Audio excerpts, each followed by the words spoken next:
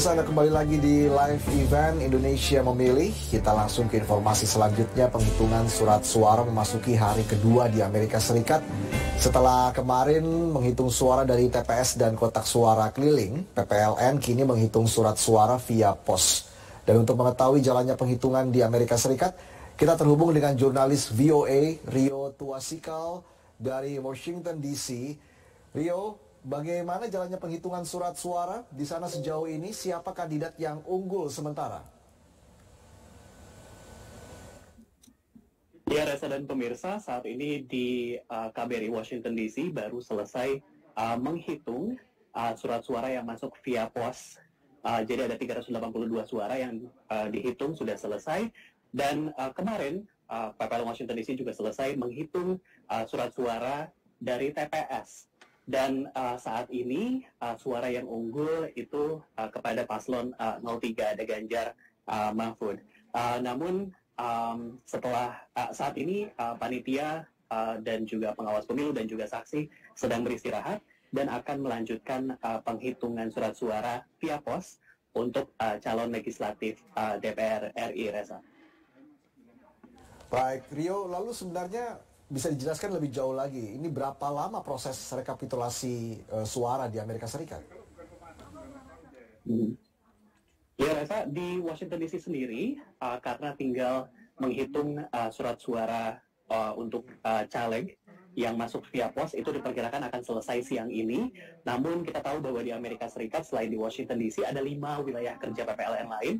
Ada di Chicago, ada di New York, ada di Houston, Los Angeles, dan juga San Francisco. Nah, untuk San Francisco dan New York, jumlah DPT-nya cukup besar, dan jumlah DPT yang menggunakan hak suaranya via pos itu ribuan, bahkan belasan ribu. Di New York itu ada 6.000 dan di San Francisco itu, maksud saya di Los Angeles ada 14.000. Jadi PPLN New York dan San Francisco ini menyediakan waktu, mengalokasi waktu beberapa hari, kira-kira sampai tanggal 20 untuk menyelesaikan surat suara via pos. Dan terkait ini saya sebetulnya sudah bersama dengan salah satu WNI, seorang dosen dari UGM yang tengah menempuh studi doktoral di Amerika Serikat dan antusias datang 2 hari berturut-turut untuk menyaksikan penghitungan suara. Ada Mas Eka.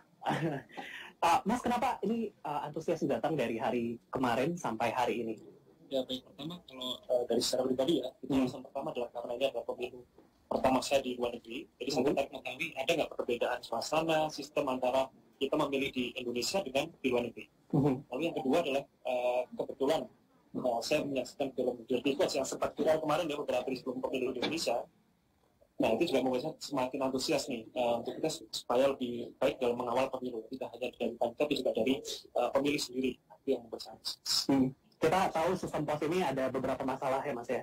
Tadi cukup ramai juga dari panwas dan saksi gitu. Tapi menurut Mas, menyaksikan sistem pos itu apakah tetap kredibel, Mas? Oke.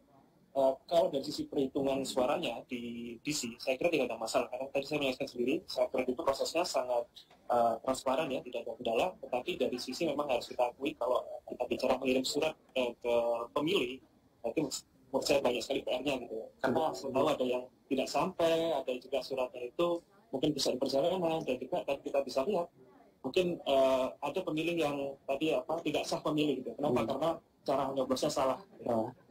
Terima kasih. Itu dia Mas Eka yang saat ini sedang berkuliah di American University di Amerika Serikat.